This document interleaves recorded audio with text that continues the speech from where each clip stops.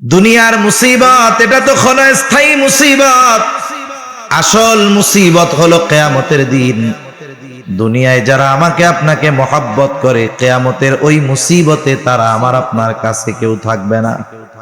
আল্লাহ তাআলা বলেন, ইয়াউমা ইয়াফিরুল মারউ মিন আখিহি ওয়া উম্মিহি ওয়া আবিহি ওয়া সাহিবাতিহি ওয়া বানিহি লিকুল্লি ইমরিইম মিনহুম ইয়াউমাইযিন শা'নুন ইউগনি।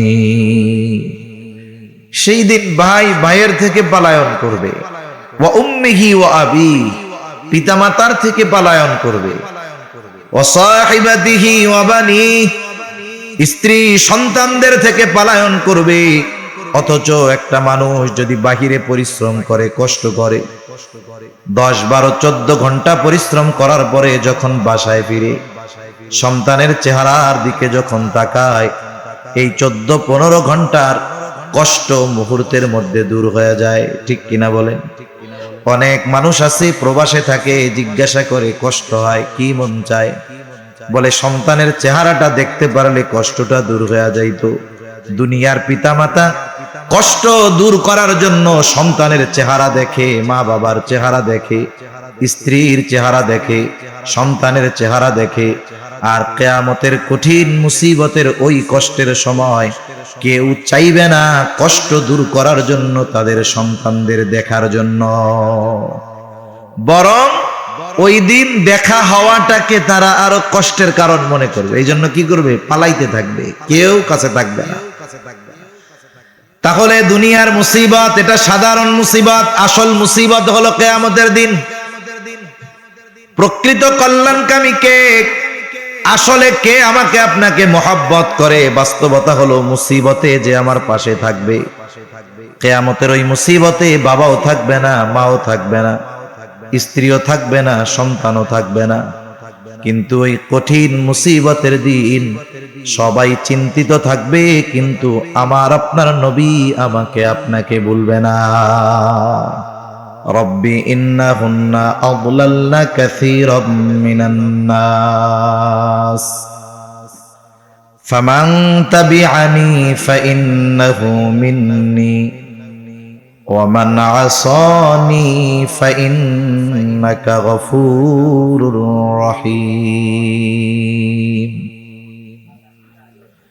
ইব্রাহিম আলাইহিস সালাম তার উম্মতের ব্যাপারে আল্লাহ তাআলার কাছে বলতেছে, রব ইন্নাহুন্না আযলালনা কাসীরাম মিনান নাস, এই প্রতিমাগুলো, এই মূর্তিগুলো অধিকাংশ মানুষকে পথচ্যুত করে ফেলছে, পথভ্রষ্ট করে ফেলছে। ফামান তাবিআনি ফাইন্নাহু মিন্নি, তবে যারা আমার আনুগত্য করেছে, আমার কথা মেনেছে, ঈমান এনেছে, ফাইন্নাহু মিন্নি, যে আমার আনুগত্য করেছে সে তো আমার দলভুক্ত। ওয়া মান আসানি ফাইন্নাকা গফুরুর রহিম, আর যে আমার আনুগত্য করে নাই, আমার কথা মেনে মূর্তি পূজা ছাড়ে নাই, ঈমান আনে নাই, যদিও মূর্তি পূজা বাদ দেয় নাই, তথাপি কিন্তু তারা ইব্রাহিম আলাইহিস সালামেরই উম্মত। আমার আপনার নবীজির নবুয়তির পর থেকে নিয়ে কিয়ামত পর্যন্ত যত মানুষের আগমন হবে, হোক সে মুমিন হোক সে কাফের, সবাই কিন্তু নবীজির উম্মত। ইব্রাহিম আলাইহিস সালাম তার উম্মতের জন্য দোয়া করেন। প্রত্যেকটা নবী তার উম্মতকে মহব্বত করে ভালোবাসে। উম্মত ইমানদার হোক আর বেঈমান হোক, প্রত্যেকটা নবীর অন্তরের মধ্যে তার প্রত্যেকটা উম্মতের প্রতি ভালোবাসা আছে না নাই? আছে। সন্তান যেটা খারাপ, ভালোগুলার চাইতে খারাপটার জন্য মা বাবার পেরেশানি বেশি থাকে। দোয়া যখন করে আল্লাহর কাছে, ভালোগুলার চাইতে খারাপটার জন্য বেশি দোয়া করে। যখন কারো কাছে দোয়া চায়, ভালোটার চাইতে খারাপটার জন্য বেশি দোয়া চায়। ঠিক কিনা বলেন? তাইলে ভালোগুলার চাইতে খারাপটার জন্য দোয়া বেশি চায় কেন? বলে যদিও খারাপ কিন্তু সন্তান তো তার। ঠিক কিনা বলেন? একটু মেহরবানি করে সামনে চলে আসেন, একটু কষ্ট করে সামনের ফাঁকা জায়গাগুলো পূরণ করে একটু মিশে মিশে আইসা বসেন। যেহেতু জায়গা স্বল্প, বসতে কষ্ট হবে, আমরা একটু যদি কষ্ট করে আর এক ভাইকে বসার সুযোগ দেই তাহলে সুন্দর হবে। এটা আগে আগে চলে আসে। তাহলে মা বাবা মোহাব্বতের কারণে, ভালোবাসার কারণে সন্তান খারাপ হলেও তার জন্য দোয়া করে, তাকে ভুলা যায় না। সন্তানের প্রতি মা বাবার মোহাব্বত যত বেশি, তার চাইতে উম্মতের প্রতি নবীদের ভালোবাসা অগণিত গুণ বেশি। সন্তান খারাপ হওয়ার পরেও মা বাবা যেমন সন্তানের জন্য আল্লাহ তাআলার কাছে দোয়া করে, নবীগণ তাদের কথায় ঈমান না আনার পরেও উম্মতের মোহাব্বতের কারণে অবাধ্য উম্মতের জন্য আল্লাহ তাআলার কাছে দোয়া করে। ইব্রাহিম আলাইহিস সালাতু ওয়াস সালাম বলেন, ওয়ামান আসানি ফাইন্নাকা গফুরুর রহিম। আর যারা আমার আনুগত্য করে নাই, কেমন যেন ইব্রাহিম আলাইহিস সালাম বলে, রব আমার কথা না মানলেও তো ওরা আমার উম্মত, আপনি যদি চান আপনি আমার গুনাহগার উম্মত গুলাকেও ক্ষমা করে দিতে পারেন। মূলত এই কথাটাই ইব্রাহিম আলাইহিস সালাম বলেন, রব যারা আমার আনুগত্য করে নাই, আপনি তো গফুর, আপনি তো রহিম, আপনি যদি চান তাহলে আমার গুনাহগার উম্মত গুলাকেও আপনি মাফ করে দিতে পারেন। এই দোয়া ইব্রাহিম আলাইহিস সালাম উম্মতের ব্যাপারে করছে, আল্লাহ তাআলা কোরআনে জানাইছেন, নবী এই দোয়া তিলাওয়াত করছে। وقال عيسى عليه السلام إن تعذبهم فإنهم عبادك وإن تغفر لهم فإنك أنت العزيز الحكيم। ঈসা আলাইহিস সালাম তার উম্মতের ব্যাপারে আল্লাহ তাআলার কাছে দোয়া করে বলে, ইন তুআযিবুহুম ফাইন্নাহুম ইবাদুক, আপনি যদি তাদেরকে আযাব দেন, শাস্তি দেন, ফাইন্নাহুম ইবাদুক, তারা তো আপনারই বান্দা। ওয়া ইন তাগফির লাহুম, আর যদি আপনি তাদেরকে ক্ষমা করে দেন, ফাইন্নাকা আনতাল আজিজুল হাকীম, আপনি তো মহাপরাক্রমশালী, মহাপ্রজ্ঞাময়। তার মানে ঈসা আলাইহিস সালাম বলে, রব আমার এই উম্মত গুলো তো আপনারও বান্দা, আপনি তো আজিজ, আপনি তো হাকিম, আপনি তো আজিজ, আপনি তো হাকিম, আপনি যদি চান আমার এই গুনাহগার উম্মত, আপনার গুনাহগার বান্দা গুলোকে আপনি মাফ করে দিতে পারেন। দুই নবী তার গুনাহগার উম্মতের ব্যাপারে ক্ষমা চেয়ে আল্লাহ তাআলার কাছে দোয়া করছে। এমনিই তো নবীজি সব সময় উম্মতের চিন্তা করেন, এরপরেও কিছু সময় আসে চিন্তাটা একটু বেশি গভীরভাবে আসে। দুই নবীর দোয়া যখন নবীজি তিলাওয়াত করছেন, নবীজির গুনাহগার উম্মতের কথা নবীজির অন্তরে আরো বেশি মনে পড়তেছে। উম্মতের চিন্তা, উম্মতের মোহাব্বত নবীজির অন্তরে ঢেউ উঠায়া দিচ্ছে। নবীজি এইবার তার উম্মতের ব্যাপারে দোয়া করতেছেন, কি করেন? ফারাফা ইয়াদাইহি ওয়া ক্বালা আল্লাহুম্মা উম্মতি উম্মতি ওয়া বাকা। নবীজি দুই হাত উঁচু করে কান্না করেন আর বলেন, আল্লাহ আমার উম্মত, আমার উম্মত, আমার উম্মত, আর কিছু বলেন না। আল্লাহ তাআলা জিবরাইল আলাইহিস সালাতু ওয়াস সালামকে বলে, জিবরাইল যাও গিয়ে মুহাম্মাদের কান্নার কারণ জিজ্ঞাসা করো। যদিও আল্লাহ তাআলা তার কান্নার কারণ জানে, এরপরেও জিবরাইল আলাইহিস সালামকে বলেন, যাও তুমি গিয়া মুহাম্মাদের কান্নার কারণ জিজ্ঞাসা করো। জিবরাইল আলাইহিস সালাম চলে আসছেন, এসে জিজ্ঞাসা করে, আপনি কেন কান্না করেন? আপনার কান্নার কারণটা কি? যদিও আপনার কান্নার কারণ আপনার রব জানে, এরপরেও তিনি জানতে চায়। এইবার নবীজি জিবরাইল আলাইহিস সালামের কাছে উম্মতের ক্ষমার ব্যাপারে, এক কথায় উম্মতের ব্যাপারে সব কথা বললেন। জিবরাইল আলাইহিস সালাম আল্লাহ তাআলার কাছে গিয়ে বলে, আল্লাহ আপনার হাবিবের কান্নার কারণ হলো তার উম্মত। আল্লাহ তাআলা বলেন, জিব্রাইল যাও মুহাম্মদকে গিয়ে খবর দিয়া দাও, আমি অচিরেই তাকে তার উম্মতের ব্যাপারে সন্তুষ্ট করব, তাকে অসন্তুষ্ট করব না। ওয়ালা সাউফা ইউতিকা রাব্বুকা ফাতারদা। আল্লাহ তাআলা বলেন, অচিরেই আপনার রব আপনাকে এমন কিছু দিবে আপনি খুশি হয়ে যাবেন। রাসূলুল্লাহ সাল্লাল্লাহু আলাইহি ওয়াসাল্লাম বলেন, আমি ততক্ষণ খুশি হব না যতক্ষণ আমার একটা উম্মত জাহান্নামে থাকবে। সুবহানাল্লাহ। তার মানে উম্মত যদি নাজাত পেয়ে যায় এতেই রাসূলুল্লাহ সাল্লাল্লাহু আলাইহি ওয়াসাল্লাম খুশি। হাশরের ময়দানে নবীজি উম্মতের চিন্তায় বিভোর থাকবেন। আপনি আমি কাকে নিয়ে ফিকির করি, কাকে নিয়ে চিন্তা করি, যাকে মহব্বত করি, যাকে ভালোবাসি তাকে নিয়ে। নবীজি উম্মতকে ভালোবাসেন বিদায় নবীজি উম্মতের জন্য চিন্তিত থাকবেন সব জায়গায়। আসল বাস্তবতা হলো দুনিয়ায় আমাকে আপনাকে যারা ভালোবাসে এ ভালোবাসার কোনো ভিত্তি নাই, এ ভালোবাসার কোনো স্থায়িত্ব নাই। এই দুনিয়ায় অনেক সময় বাবা মুসিবতে পড়লে সন্তান কাইটা পড়ে যে এই বিপদ যেন আমাকে না ধরে। অনেক সময় যেই বন্ধু জীবন দিতে চায় বিপদে পড়লে সেও পালিয়ে যায়, ঠিক না? দুনিয়ার মুসিবত এটা তো ক্ষণস্থায়ী মুসিবত, আসল মুসিবত হলো কিয়ামতের দিন। দুনিয়ায় যারা আমাকে আপনাকে মহব্বত করে কিয়ামতের ওই মুসিবতে তারা আমার আপনার কাছে কেউ থাকবে না। আল্লাহ তাআলা বলেন, ইয়াউমা ইয়াফিরুল মারউ মিন আখিহি ওয়া উম্মিহি ওয়া আবিহি ওয়া সাহিবাতিহি ওয়া বানিহি লিকুল্লি ইমরিইম মিনহুম ইয়াউমা ইদিন শা'নুন ইউগনি। সেই দিন ভাই ভাইয়ের থেকে পলায়ন করবে, ওয়া উম্মিহি ওয়া আবিহি পিতামাতার থেকে পলায়ন করবে, ওয়া সাহিবাতিহি ওয়া বানিহি স্ত্রী সন্তানদের থেকে পলায়ন করবে।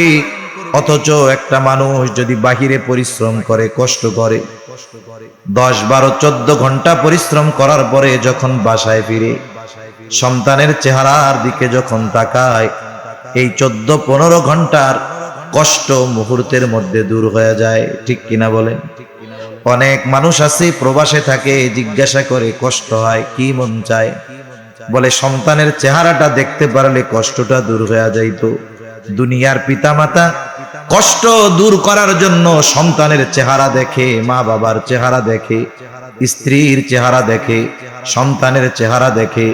আর কিয়ামতের কঠিন মুসিবতের ওই কষ্টের সময় কেউ চাইবে না কষ্ট দূর করার জন্য তাদের সন্তানদের দেখার জন্য, বরং ওই দিন দেখা হওয়াটাকে তারা আরো কষ্টের কারণ মনে করবে। এই জন্য কি করবে? পালাইতে থাকবে, কেউ কাছে থাকবে না। তাহলে দুনিয়ার মুসিবত এটা সাধারণ মুসিবত, আসল মুসিবত হলো কিয়ামতের দিন। প্রকৃত কল্যাণকামী কে? আসলে কে আমাকে আপনাকে মহব্বত করে? বাস্তবতা হলো মুসিবতে যে আমার পাশে থাকবে। কিয়ামতের ওই মুসিবতে বাবাও থাকবে না, মাও থাকবে না, স্ত্রীও থাকবে না, সন্তানও থাকবে না। কিন্তু ওই কঠিন মুসিবতের দিন সবাই চিন্তিত থাকবে, কিন্তু আমার আপনার নবী আমাকে আপনাকে বলবে না। সবাই চিন্তা করবে নিজের জন্য, নবী চিন্তা করবেন উম্মতের জন্য। মানুষ যখন চিন্তিত থাকে সে এক জায়গায় স্থির থাকতে পারে না। যার বাড়ি বড় সে বিছানায় একটু শয়, ঘুম আসে না, হাঁটাহাঁটি করে, বারান্দায় যায়, উঠান দিয়া পায়চারি করে, আর একবার বাড়ির ছাদে যায়, মানে এক জায়গায় স্থির থাকতে পারে না। নবীজিও তো হাসরের ময়দানে উম্মতের নাজাতের চিন্তায় চিন্তিত থাকবেন, নাজাতের জন্য চিন্তিত থাকবেন। এই জন্য নবীজিও এক জায়গায় স্থির থাকবেন না। একবার নবীজি দৌড়ায় চলে যাবেন পুলসিরাতের কাছে, না জানি কোন উম্মত এটা পাড়ি দিতে ব্যর্থ হয়ে যায়। আবার চলে যাবেন হাউজে কাউসারের কাছে, না জানি কোন উম্মত পানি পানে মাহরুম হয়ে যায়। আবার দৌড়ায় চলে যাবেন জাহান্নামের কাছে, না জানি কোন উম্মতকে জাহান্নামে দিয়ে দেওয়া হয়।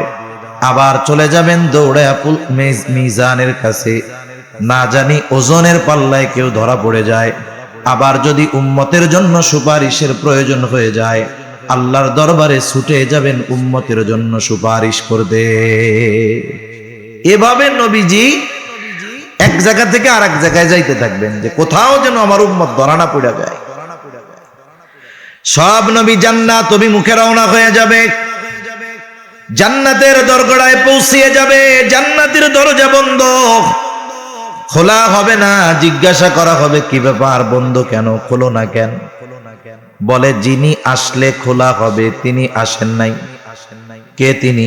কোথায় তিনি? বলে, তিনি হাসরের ময়দানে আছেন। কি করেন? বলেন, উম্মতের চিন্তায় চিন্তিত।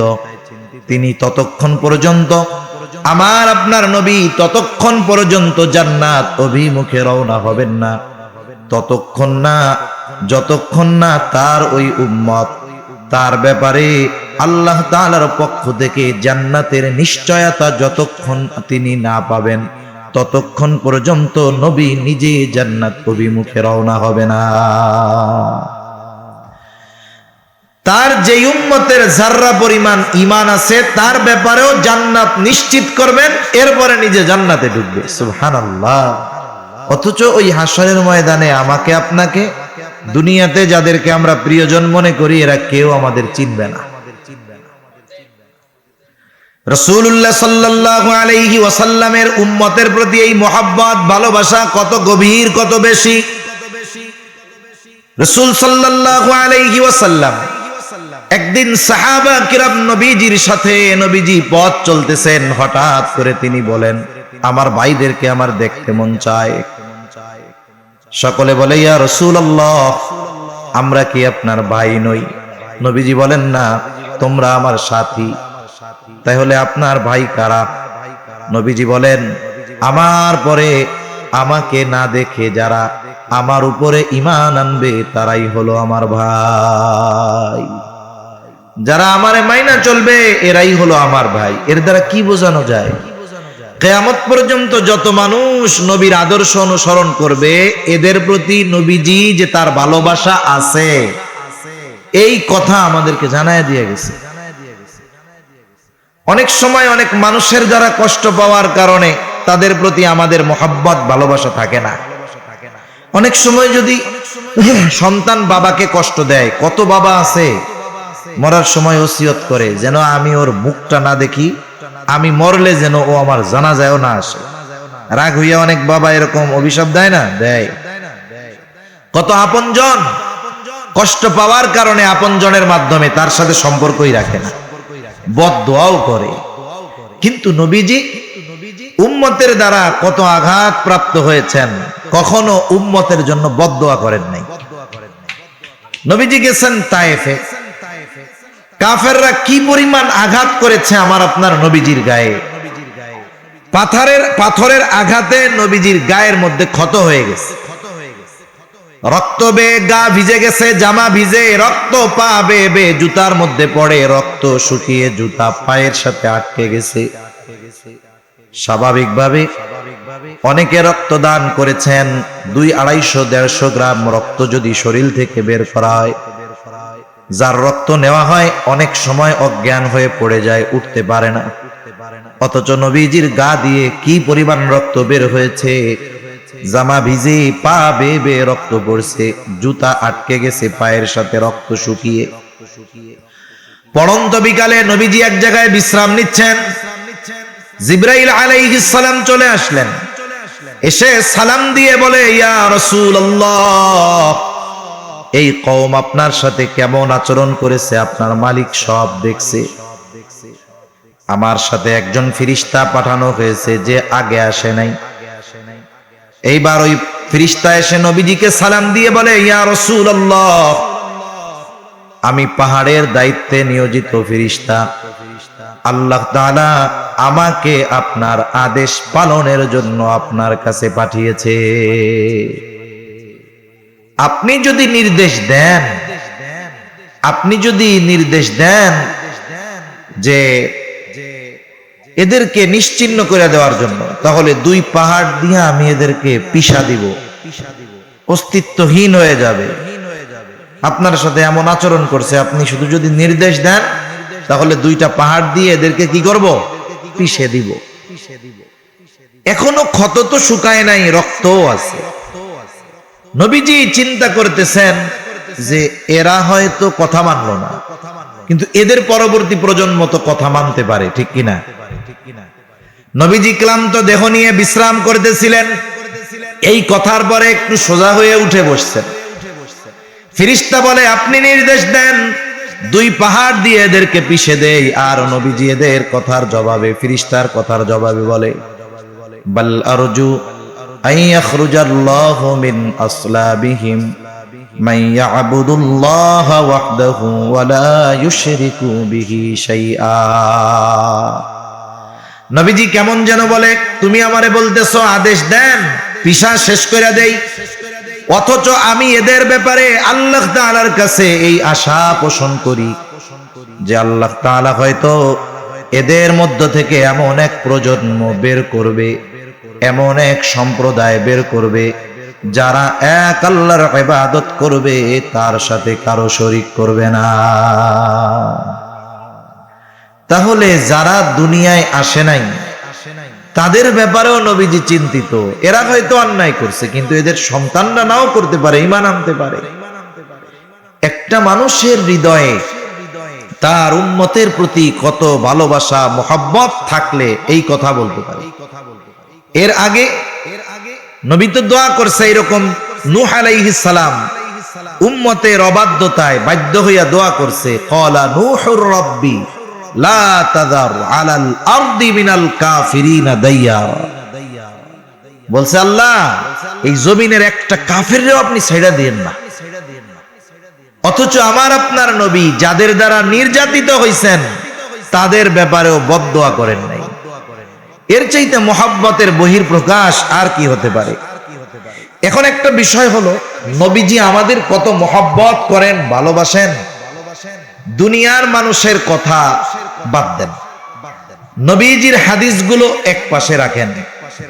কিছু মানুষের কথা আছে, মানুষ এত বিশ্বাস করে 1000 জন যদি বলে তার বিপরীতে ওই একজনের কথা মানুষ বেশি বিশ্বাস করে। এমন অনেক বিশ্বস্ত মানুষ আমাদের সমাজে এখনো আছে না নাই? আছে। আমার আপনার নবী আমাকে আপনাকে, আমাদের নবী আমাদেরকে কত মোহাব্বত করে ভালোবাসে, কথা আল্লাহ তাআলা জানিয়ে দেন। আমাদের প্রতি নবীজির ভালোবাসা কত বেশি, উম্মতের প্রতি নবীজির ভালোবাসা কত, আল্লাহ তাআলা সেই কথা জানিয়ে দিয়ে বলেন, লাকাদ জাআকুম রাসূলুম মিন আনফুসিকুম আজিজুন আলাইহি মা আনিতুম হারিসুন আলাইকুম বিল মুমিনিনা রাউফুর রহিম। আল্লাহ তাআলা বলেন, লাকাদ জাআকুম রাসূলুম মিন আনফুসিকুম, তোমাদের মধ্য থেকে তোমাদের জন্য এমন একজন রাসূলের আগমন ঘটেছে। সেই রাসূল তোমাদের জন্য কেমন? আল্লাহ তাআলা এক নম্বরে বলেন, তিনি হলেন তার উম্মতের জন্য আজিজ, আজিজুন আলাইহি মা আনিতুম। তার মানে তোমাদের জন্য যেটা কষ্টের সেটা তার জন্য কষ্টের। তার মানে উম্মত যেটাতে কষ্ট পায় নবীও সেটাতে কষ্ট পায়। সহজ কথায় সমব্যথী। সমব্যথী মানে উম্মতের ব্যথা নবীজি অনুভব করে, উম্মতের কষ্ট নবীজি অনুভব করে। এখন একজন আরেকজনের কষ্ট অনুভব করে কখন? বলে দুইজনের মধ্যে মোহাব্বতের গভীরতা বেশি হয় যখন। মনে করেন একজন লোকের সন্তান ছোট, অসুস্থ হয়েছে, 2, 2.5, 3 বছর বয়স, ছোট বাচ্চা, আব্বু আব্বু ডাকে, অনেক মোহাব্বত করে সন্তানকে, বাবা। গভীর রাত, সন্তানের প্রচন্ড জ্বর উঠছে, গা ফেটে যাচ্ছে গরমে, চোখগুলো বের হয়ে যাচ্ছে মনে হয় যন্ত্রণায়। এই ছোট বাচ্চা কষ্টে আওয়াজ করতেছে, আহ আহ, অজ্ঞান হয়ে যাওয়ার মতো অবস্থা। গভীর রাত, দোকান খোলা নাই, ডাক্তারের কাছে যাওয়ার উপায় নাই, অসুস্থ সন্তান, বলেন তো এই অবস্থায় মা বাবা ঘুমায় থাকবে নাকি? ঘুমায় থাকবে? থাকবে না। মা বাবা সন্তানের পাশে বসা, সন্তান জ্বরের তীব্রতায় উল্টা পাল্টা কথা বলতেছে, সেন্সলেস হয়ে যাওয়ার মতো অবস্থা। বলেন তো ওই অবস্থায় সন্তান জ্বরাক্রান্ত হয়ে যতটা কষ্ট পায়, তার পাশে বসে থাকা তার মা বাবা ওই সন্তানের চাইতে কষ্ট কম পায় নাকি? কম পায়? আরো বেশি পায় মা বাবা। কথা কি বুঝেন? আওয়াজ টাওয়াজ দিয়েন, চুপ করে আছেন। বলেন তো ওই সন্তানের তো অসুস্থতা, জ্বর, সে যা কষ্ট পায়, ওই সন্তানের পাশে বসে থাকা মা বাবা কষ্ট বেশি পায় না কম পায়? নিঃসন্দেহে বেশি পায়। এই বেশি পাওয়ার কারণ কি? আর একজনের সন্তান অসুস্থ হইলে আমার তো ওই পরিমাণ কষ্ট হবে না। যার সন্তান তার কষ্ট বেশি হয় কেন? বলে আমি ওনার সন্তানরে মহব্বত করি কতটুক, উনি তো বেশি মহব্বত করে, এই জন্য তার কষ্টটা সেও অনুভব করতে পারে। এখন বলেন, মা বাবা সন্তানের কষ্টে কষ্ট পায় মহব্বতের কারণে, নবী উম্মতের কারণে কষ্টের কারণে কষ্ট পায়। মা বাবা সন্তানকে যতটুক মহব্বত করে, নবী তার উম্মতকে মহব্বত বেশি করে না কম করে? এজন্যই মহব্বতের কারণে উম্মতের জন্য যেটা কষ্টের, একথাই আল্লাহ তাআলা বলেন তিনি হলেন আজিজ, সমব্যথী। তোমাদের জন্য যেটা কষ্টের সেটা তার জন্য কষ্টের। 2 নাম্বার, আল্লাহ তাআলা বলেন হারিসুন আলাইকুম, তিনি হলেন তোমাদের জন্য কল্যাণকামী। আমার আপনার নবী সব সময় উম্মতের জন্য কল্যাণ কামনা করতেন। সব জায়গায় উম্মতের জন্য যেন কষ্টকর না হয়ে যায় এই চিন্তা করতেন। এক হাদিসের মধ্যে আসছে, নবীজি বলেন আল্লাহ তাআলা প্রত্যেকটা নবীকে তার উম্মতের জন্য একটা স্পেশাল দোয়া করার সুযোগ দিয়েছে, এবং এই দোয়া কবুলের প্রতিশ্রুতিও আল্লাহ তাআলা দিয়েছেন। সব নবী তার উম্মতের ব্যাপারে ওই দোয়াটা দুনিয়ায় করে ফেলছে, আর আমার আপনার নবী ওই দোয়াটাকে সংরক্ষণ করে রাখছে। কিয়ামতের দিন উম্মতের ওই কঠিন মুসিবতের দিন আমার আপনার নবী উম্মতের জন্য সুপারিশ হিসাবে ওই দোয়াটাকে করবে। কারণ নবী জানেন এই দোয়াটা দুনিয়ায় করার চাইতে আখিরাতে যদি করা হয় আমার উম্মতের জন্য কল্যাণ বেশি হবে। এজন্য নবী সব সময় উম্মতের কল্যাণের বিষয়ে খেয়াল রাখতেন, কল্যাণকামী ছিলেন নবী, এটা সবার জন্য। তবে মুমিনদের জন্য নবীজি তো স্পেশাল কোনো কিছু। আপনি আপনার আত্মীয়র সন্তানদের যতই মহব্বত করেন না কেন, নিজের সন্তানের চাইতে বেশি করবেন না। কেউ করবে বলেন? কেউ করবে না। রাসূল সাল্লাল্লাহু আলাইহি ওয়াসাল্লাম সব উম্মতকে ভালোবাসেন, কিন্তু যেই উম্মত ঈমান আনছে তাদেরকে বেশি ভালোবাসবেন, এটাই স্বাভাবিক। এই জন্য আল্লাহ তাআলা মুমিন উম্মতের প্রতি নবীজির স্পেশাল ভালোবাসার কথা বর্ণনা করতে গিয়ে আল্লাহ তাআলা বলেন বিল মুমিনিনা রাউফুর রহিম। মুমিন উম্মতের প্রতি নবীজির ভালোবাসা কেমন? আল্লাহ তাআলা বলেন এই নবী তার মুমিন উম্মতদের জন্য হলো রাউফুর রহিম। রাউফ আল্লাহ তাআলার গুণবাচক একটি নাম, রহিম গুণবাচক নাম। দুনিয়ার কোন সৃষ্টি মাখলুক রাউফুর রহিম হতে পারে না। কোন মানুষ রাউফুর রহিম হইতে পারবে? কোন পীর সাহেব হইতে পারবে? কোন আলেম রাউফুর রহিম হতে পারবে? নাউজুবিল্লাহ, শিরক হবে।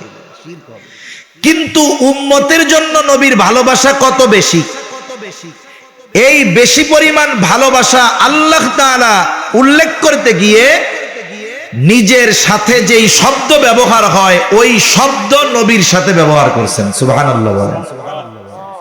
আল্লাহ তাআলা বলেন এই নবী এমন নবী যে তার উম্মতের ব্যাপারে রাউফুর রহিম, অতি সদয় পরম দয়ালু, অতি সদয় পরম দয়ালু।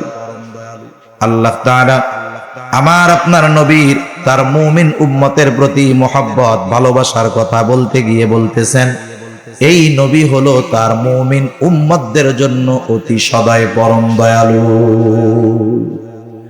আমি আশা করি এতটুকুতে আমরা বুঝতে পেরেছি যে নবীজি আমাদের কত ভালোবাসেন। আপনারা কি বুঝতে পারছেন নবী আমাদের কত ভালোবাসে? বুঝতে পারছেন? নবী এত ভালোবাসে, এই ভালোবাসার কথা প্রকাশ করতে গিয়ে আল্লাহ স্বাভাবিকভাবে এই কথা বলেন নাই যে এই নবী তার উম্মতকে ভালোবাসে। আল্লাহ যদি এতটুকুই বলেন ভালোবাসা অনেক বড় অনেক গভীর, এতেই বোঝা যায়। কিন্তু এই ভালোবাসার কত গভীরতা, কত মহৎ মহান এই ভালোবাসা উম্মতের জন্য নবীর, এটা বলতে গিয়ে নবীজির শানে আল্লাহ তাআলা নিজের গুণবাচক শব্দ রউফুর রহিম ব্যবহার করেছেন। এত ভালোবাসা যে এটার কুল কিনারা খুঁজে পাওয়া যাবে না, মহাসমুদ্রের তলদেশ খুঁজে পাওয়া যাবে, এভারেস্টের চূড়ায় বারবার পৌঁছানো যাবে, মহাকাশে চলে যাওয়া যাবে, কিন্তু উম্মতের প্রতি নবীজির ভালোবাসার গভীরতা পরিমাপ করা আমাদের সম্ভব নয়। এত ভালোবাসেন এই নবী। এখন যেই নবী আমাদের এত ভালোবাসেন, সেই নবীর ভালোবাসার প্রতিদান দেওয়ার দরকার আছে না নাই? আছে। নবী আমাদের এত ভালোবাসেন, সাথে সাথে নবীকেও আমাদের ভালোবাসা, এটা কিন্তু শুধুমাত্র আমলি বিষয় নয়, এটা ঈমানি বিষয়। নবীর ভালোবাসা যার মধ্যে নাই, এক নম্বরে সে তো অকৃতজ্ঞ, দুই নম্বরে তার ঈমানই ঠিক নাই। এই জন্য নবীর ভালোবাসার প্রতিদান আমাদের দেওয়ার দরকার। রাসূলুল্লাহ সাল্লাল্লাহু আলাইহি ওয়াসাল্লাম বলেন, লা ইউমিনু আহাদুকুম হাত্তা আকুনা আহাব্বা ইলাইহি মিন ওয়ালিদিহি ওয়া ওয়ালাদিহি ওয়ান নাসি আজমাইন। নবীজি বলেন, তোমাদের মধ্যে কেউ ততক্ষণ পর্যন্ত মুমিন হতে পারবে না যতক্ষণ না সে তার পিতা মাতা সন্তান সন্ততি এক কথায় সকলের চাইতে আমাকে বেশি ভালো না বাসবে। তার মানে সন্তানের চাইতে বেশি ভালোবাসতে হবে নবীকে, মা বাবার চাইতে বেশি ভালোবাসতে হবে নবীকে, স্বয়ং নিজের জীবনের চাইতে নবীকে বেশি ভালোবাসতে হবে। হযরত ওমর রাদিয়াল্লাহু তাআলা আনহু নবীজিকে বলতেছে, ইয়া রাসূলুল্লাহ সাল্লাল্লাহু আলাইহি ওয়াসাল্লাম, আপনাকে আমি আমার জীবনের পরে সবচাইতে বেশি ভালোবাসি। নবীজি বললেন, না হয় নাই। একটু পরেই হযরত ওমর রাদিয়াল্লাহু তাআলা আনহু বলেন, ইয়া রাসূলুল্লাহ, এই মুহূর্ত থেকে আমি আপনাকে আমার জীবনের চাইতেও বেশি ভালোবাসি। তার মানে নবীর ভালোবাসা হবে নিজের জীবনের চাইতেও বেশি। একটা মানুষ নিজের জীবন বাঁচানোর জন্য সব কিছু করতে পারে, কিন্তু আফসোস আমরা এমন নবীর উম্মত হওয়ার পরেও নবীকে ভালোবাসতে গিয়া সবকিছু করতে পারি না। জীবন তো সব সময় দেওয়া লাগে না, কিন্তু কিছু কিছু সময় আছে মহব্বতের প্রকাশ করার জন্য কিছু বিষয় করা লাগে, এগুলো আমরা করতে পারি না। আমাদের অভ্যাস হইলো আমরা একবারে লাস্টেরটা দিব, জীবন দিব, কিন্তু অন্য কিছু করতে পারব না। বুঝেন নাই? শুধু জীবনই দিব, অন্য কিছু করতে পারবো না। এখন যার মুখে দাড়ি নাই, এর যদি বলি দাড়ি রাখেন, নবীরে তো মহব্বত করেন জীবনের চাইতে বেশি। এখন জীবনের চাইতে যাকে বেশি মহব্বত করি, তার অনুসরণ করতে গিয়ে, তাকে ভালোবাসতে গিয়ে মানুষ যদি দুই চার কথা বলে, তাতে কোনো অসুবিধা আছে? অসুবিধা নেই। দুনিয়ার নিজামটা কি? দুনিয়ার নিয়ম হলো কোন প্রভাবশালী ব্যক্তির পক্ষে কথা বলতে গিয়ে কেউ যদি তাকে কিছু বলে, আর এই খবরটা যদি প্রভাবশালী ব্যক্তির কাছে পৌঁছায় যে ভাই অমকে আপনার পক্ষে বলতে গিয়ে, আপনার কথা বলতে গিয়ে মানুষের বেশি কথা শুনছে, এখন যার পক্ষে বলতে গিয়ে বেশি কথা শুনলো, ওই লোকের কাছে যখন খবরটা পৌঁছাবে, যে বেশি কথা শুনছে, বলেন তো তার প্রতি তার মহব্বত বাড়বে না কমবে? আগে অপরিচিত হলেও এখন পরিচিত হয়ে যাবে, আগে না চিনলেও এখন চিনবে, আগে কাছে আসতে পারতো না, এখন পাশে নিজে ডাইকা বসাবে। তাহলে নবীজির মহব্বত, নবীজির অনুসরণ করতে গিয়ে যদি মানুষের কথা শুনতে হয়, দুনিয়ার নেতার জন্য কথা শুনে যদি নেতার মহব্বতের পাত্র হওয়া যায়, নবীর অনুসরণ করতে গিয়ে, মুহাব্বতের বহির্প্রকাশ করতে গিয়ে যদি মানুষের কথা শুনতে হয়, তাহলে নবীজির প্রিয় পাত্র হওয়া যাবে, ঠিক কিনা বলেন? এজন্য আমাদের উচিত নবীজির মুহাব্বতের বহির্প্রকাশ করা, নবীজিকে মুহাব্বত করা। এখন প্রশ্ন হলো, কেমনে আমরা নবীকে মুহাব্বত করব? আবু বকর নবীজিকে সামনে পেয়েছে, মুহাব্বতের প্রকাশ করতে গিয়া নিজের সব সম্পদ নবীজির পায়ে হাজির করছে। নবীজিকে সামনে পেয়েছে আবু বকর, নবীজির জন্য জীবন দিতে প্রস্তুত হয়ে গেছে। নবীজিকে সামনে পেয়েছে তালহা, শত্রুর অস্ত্রের সামনে নবীজির জন্য পিঠটাকে ঢাল বানায়া দিছে। আমরা তো নবীকে সামনে পাই নাই, নবীকে কেমনে মুহাব্বত করব? আমার আপনার নবীকে কেমনে মুহাব্বত করতে হবে? নবীকে মুহাব্বত করার পদ্ধতি দুনিয়ার কারো কাছ থেকে শেখা লাগবে না। আমার আপনার নবীকে মুহাব্বত করার পদ্ধতি স্বয়ং নবী শিখায়া দিয়েছে। আপনি আমি যাকে মুহাব্বত করব, তার শেখানো পদ্ধতি অনুসরণ করলে ওই মুহাব্বত ঠিক মতো করা হবে। যদি নিজের মন গড়া পদ্ধতিতে করতে যাই, তাহলে দেখা যাবে মুহাব্বতের ভিতরে আদবের খেলাফ হয়ে যাইতে পারে, ঠিক কিনা বলেন? এজন্য নিরাপদ পদ্ধতি গ্রহণ করাই ভালো, নিরাপদ রাস্তা অবলম্বন করা ভালো। যেহেতু নবীর থেকে তাকে মুহাব্বত করার পদ্ধতি নবীর থেকেই বলা আছে কেমনে করতে হবে। রাসূল আকরাম সাল্লাল্লাহু আলাইহি ওয়াসাল্লামকে মুহাব্বত করার পদ্ধতি আমার আপনার নবী নিজেই জানায়া দেন।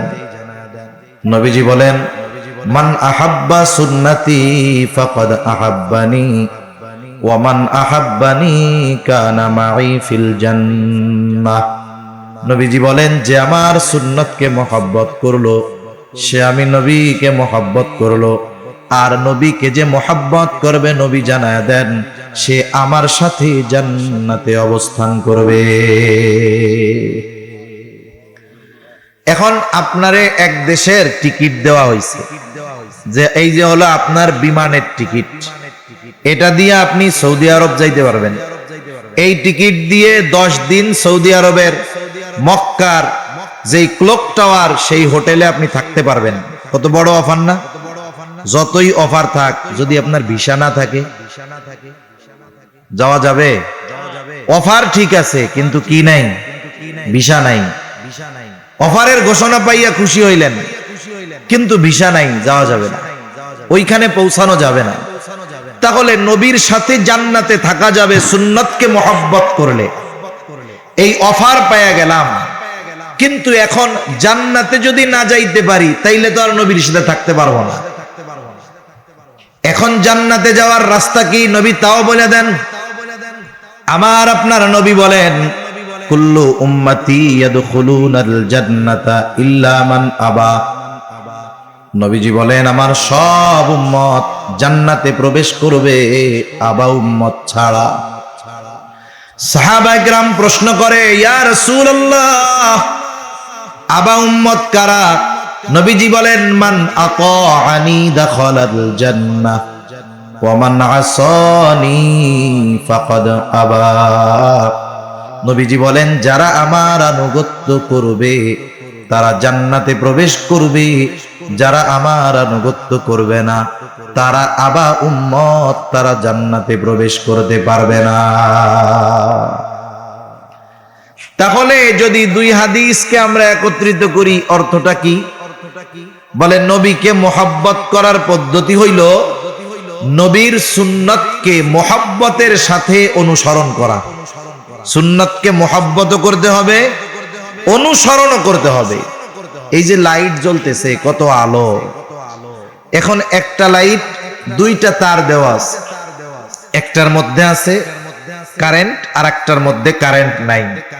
এখন বলেন তো, যদি কেউ চিন্তা করে যেই লাইনটায় কারেন্ট নাই ওইটা বাদ দিয়ে একেবারে পাওয়ার হাউস থেকে সর্বোচ্চ ভোল্টেজের লাইন এক পাশে লাইটের লাগায়া দিব, যত ভোল্টেজের লাইন লাগানো হোক, যদি আর্থিং লাইন না দেওয়া হয়, বিদ্যুৎ কি জ্বলবে? লাইট জ্বলবে?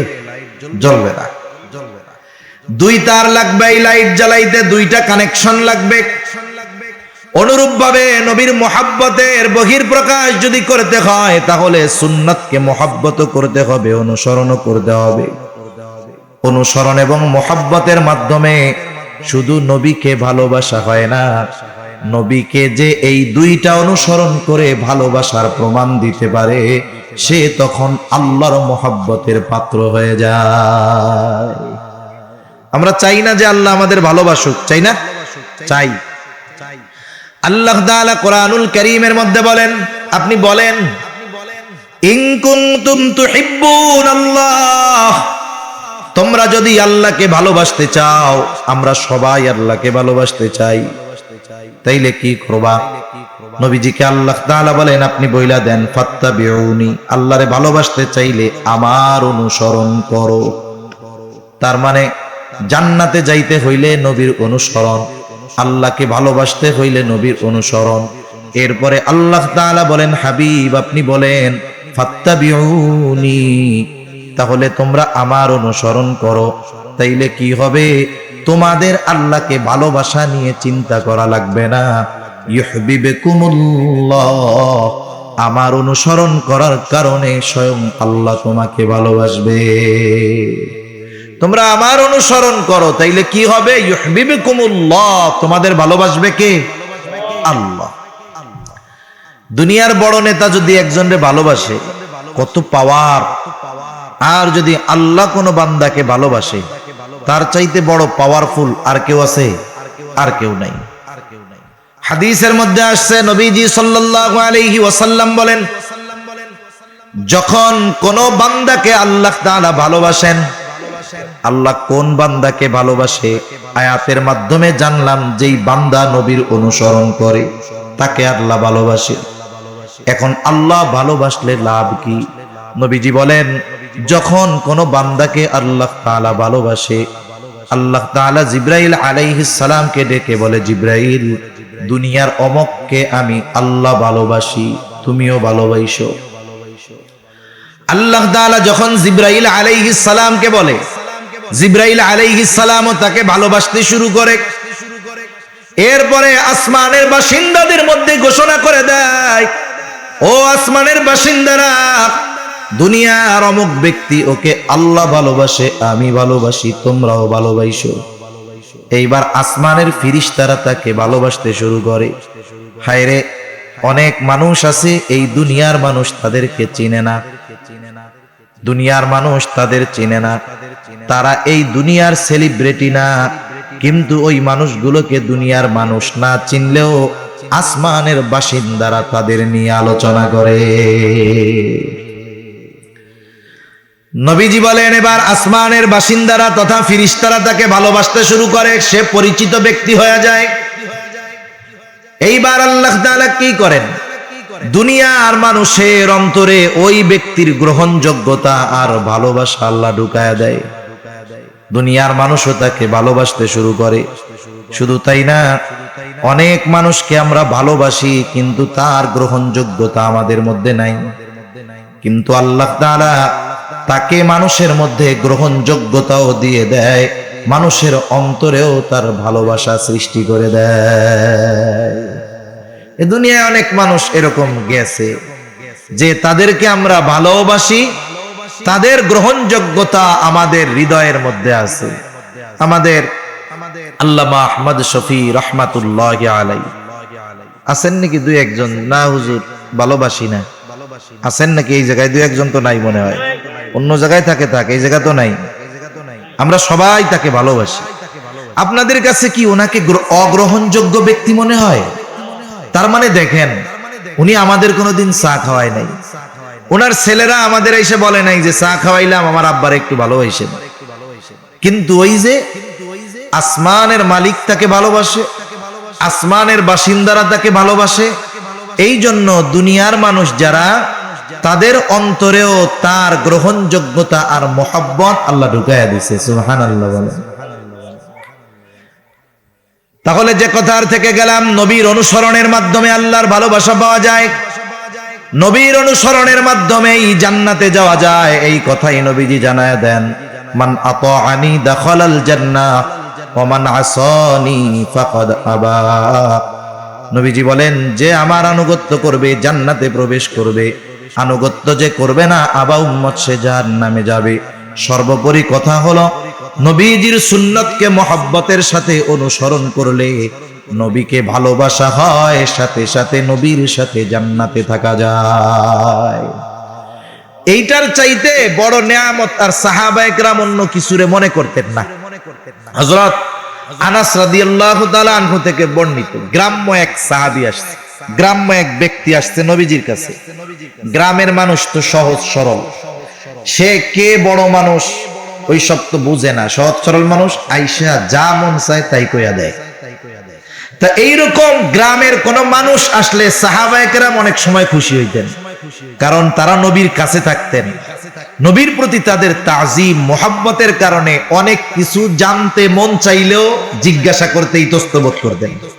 কিন্তু দেখা যাইতো গ্রামের থেকে এক লোক আইসা ধুলা ঝাড়তেছে আর কইতেছে, ইয়া রাসূলুল্লাহ এটা কেমনে হইব।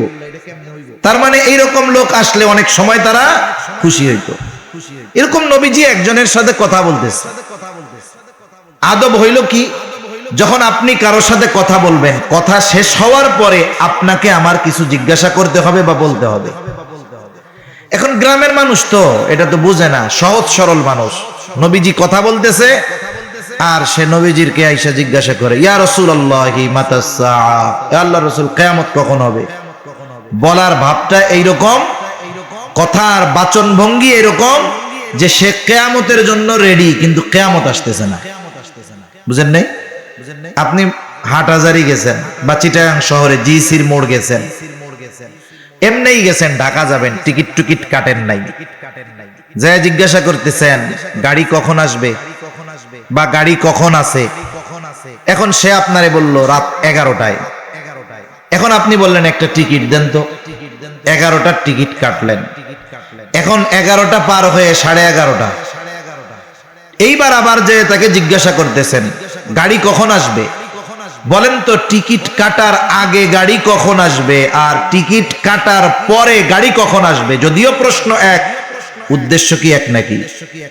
বাচন ভঙ্গিও এক থাকবে না। প্রথমবার আপনি সংবাদ জানতে চাইছেন যে গাড়িটা আসবে কখন, সংবাদটা দাও। আর টিকিট কাটার পরে নির্ধারিত সময় পার হয়ে যাওয়ার পরে গাড়ি আসবে কখন জিজ্ঞাসা করার মধ্যে কথা নিহিত আছে কি, যাই মিয়া 11টায় গাড়ি আসার কথা এখনো আসে না কেন? ঠিক কিনা বলেন? এখন ওই ব্যক্তির বলার ভাব হলো এরকম যে কিয়ামতের লেগে রেডি হইয়া আছি, কিয়ামত আয় না কেন। বলার ভাব এরকম আর কি, যে কিয়ামত কখন আসবে। নবীজি ওই ব্যক্তির সাথে কথা শেষ করে বলতেছেন, কোথায় ওই ব্যক্তি যে আমারে জিজ্ঞাসা করলো কিয়ামত কখন হবে। গ্রাম্য ব্যক্তি বলে, ইয়া রাসূলুল্লাহ আমি জিজ্ঞাসা করেছি। নবীজি এইবার তাকে পাল্টা প্রশ্ন করতেছেন, মা আদাত লাহা,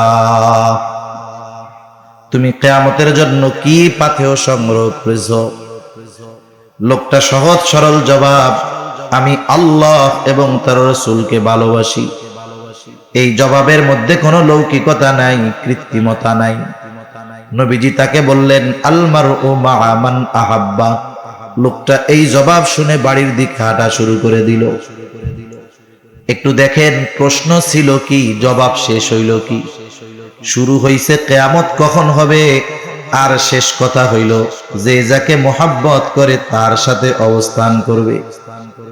লোকটা বাড়ির দিকে হাঁটা দিছে। হযরত আনাস রাদিয়াল্লাহু তাআলা আনহু বলেন, নবীর মুখে শুনলাম আল মারউ মা'a মান আহাব্বা, যে যাকে মোহাব্বত করে তার সাথে অবস্থান করবে। হযরত আনাস রাদিয়াল্লাহু তাআলা আনহু বলেন, ইসলাম গ্রহণের পরে এই কথা শুনে আমরা যতটা খুশি হয়েছি আর কোন কথার দ্বারা এর চাইতে বেশি খুশি হই নাই। তার মানে তারা চিন্তা করতেছে দুনিয়ায় তো নবীর পাশে আছি, জান্নাতে গিয়ে কি নবীর পাশে পাওয়া যাবে, নবীর সাথে কি থাকা যাবে। এই চিন্তা তাদের মধ্যে ছিল, কিন্তু প্রশ্ন করতে সাহস করে নাই। গ্রামের মানুষ আইসা জিজ্ঞাসা করছে, নবীজি তার প্রশ্নের উদ্দেশ্য অনুধাবন করতে পারছেন, আর ওই জবাবের মাধ্যমে সাহাবায়ে কেরাম তাদের অন্তরের প্রশ্নের জবাব পেয়ে গেছে। চিন্তা করছে জবাব তো পেয়ে গেছি, কারণ তারা তো নিশ্চিত যে আমি আমার জীবনের চাইতেও বেশি ভালো নবীকে বাসি। ঠিক কিনা বলেন? সেজন্য সাহাবায়ে কেরাম নবীর সাথে জান্নাতে অবস্থান করাটাকে কত বড় নেয়ামত মনে করতেন। আমাদেরও নবীর সাথে জান্নাতে অবস্থান করার সুযোগ আছে। কিসের মাধ্যমে? বলে নবীর সুন্নতকে মহব্বত এবং অনুসরণ করার মাধ্যমে। রাসূলুল্লাহ সাল্লাল্লাহু আলাইহি ওয়াসাল্লামের সুন্নাতের আলোকে যদি আমরা জীবন সাজাতে পারি, এক আদর্শবান জীবন আমাদের হবে। নবীজির আদর্শের আলোকে যদি জীবন সাজাতে পারি, আমাদের দুনিয়া আখিরাত উজ্জ্বল হয়ে যাবে। এজন্য নবীজির আদর্শ হলো সার্বজনীন আদর্শ। আল্লাহ তাআলা সেজন্য কোরআনুল কারীমের মধ্যে কথা বলেন, লাকাদ কানা লাকুম ফি রাসূলিল্লাহি উসওয়াতুন হাসানাহ। তোমাদের জন্য রাসূলের জীবন আদর্শের মধ্যেই উত্তম আদর্শ রয়েছে। এই কথাটা সবাই জানে, অমুসলিমরাও জানে, মুসলিমরাও জানে। শুধু তাই না, বিভিন্ন দিবসকে কেন্দ্র করে অনেক সময় অমুসলিম দেশের রাষ্ট্রপ্রধানরাও বিবৃতি দেয় না? কি বলে? অশান্ত পৃথিবীতে শান্তি আনার জন্য মুহাম্মদ সাল্লাল্লাহু আলাইহি ওয়াসাল্লামের আদর্শ অনুসরণ ছাড়া কোনো উপায় নাই। এই বক্তব্য বা বিবৃতি দিল মনে করেন বাইডেন অথবা মোদি, কত সুন্দর বিবৃতি দিছে। এখন অশান্ত পৃথিবীতে শান্তি আনার জন্য তারা কি নবীর আদর্শ গ্রহণ করবে? কিন্তু জানে যে এই আদর্শ অনুসরণ করলে শান্তি চলে আসবে। আমরাও জানি, কিন্তু সবাই মানি না। কিন্তু মানে কারা? কাদের জন্য বাস্তবে নবীজির জীবনের মধ্যে উত্তম আদর্শ আছে? কারা অনুসরণ করে? আল্লাহ তাআলা বলেন, লিমান কানা ইয়ারজুল্লাহা ওয়াল ইয়াউমাল আখিরা ওয়া যাকারাল্লাহা কাসীরা। যারা আল্লাহর ব্যাপারে, আখিরাতের ব্যাপারে আশাবাদী, তার মানে আল্লাহর প্রতি যথাযথ ঈমান যাদের আছে, আখিরাতের ব্যাপারে বিশ্বাস যাদের সুদৃঢ়, আর যারা বেশি বেশি আল্লাহ তাআলাকে স্মরণ করে, এই মানুষগুলোই তারা রাসূলের জীবন আদর্শকে বাস্তব জীবনে পরিণত করে নিজেদের দুনিয়া আখিরাতকেও সুন্দর করে তোলে। এজন্য আমি আপনি যদি পরিবর্তন না হই, আমার আপনার আখলাকের মধ্যে যদি পরিবর্তন না আসে, তাহলে সমস্যা অনেক। একে তো ঈমানি সমস্যা, দ্বিতীয় যদি আদর্শ নবীজিরটাকে ধারণ না করতে পারি, তাহলে দেখা যাবে যে এমন এক বিষয় হবে। আমরা অনেক সময় এখন বলা বলি করি যে নতুন দেশ নতুন করে আমরা সাজাবো। আমরা চাই ন্যায়পরায়ণতা, ইনসাফ ভিত্তিক সমাজ ব্যবস্থা হবে। এখন উত্তম আদর্শ যদি আমাদের মধ্যে না আসে, আমরা যদি রাসূলের আদর্শ সুন্নাতকে গ্রহণ না করি, বাস্তব জীবনে আমল না করি, তাহলে কি হবে? শাসকের চেহারার পরিবর্তন হবে, কিন্তু চরিত্রের পরিবর্তন হবে না। এজন্য উত্তম চরিত্র বিনির্মাণে, উত্তম দেশ বিনির্মাণে, উত্তম জাতি বিনির্মাণে রাসূল আকরাম সাল্লাল্লাহু আলাইহি ওয়াসাল্লামের সুন্নাত আদর্শ এটা অবশ্যই লাগবে। নবীর সুন্নাত আদর্শবিহীন উত্তম জাতি গঠন করা অসম্ভব। ঠিক কিনা বলেন? আল্লাহ তাআলা আমাদের অন্তরে তার এবং তার হাবিবের মহব্বত দিয়ে ভরপুর করে দেন। সকলে বলি আমিন।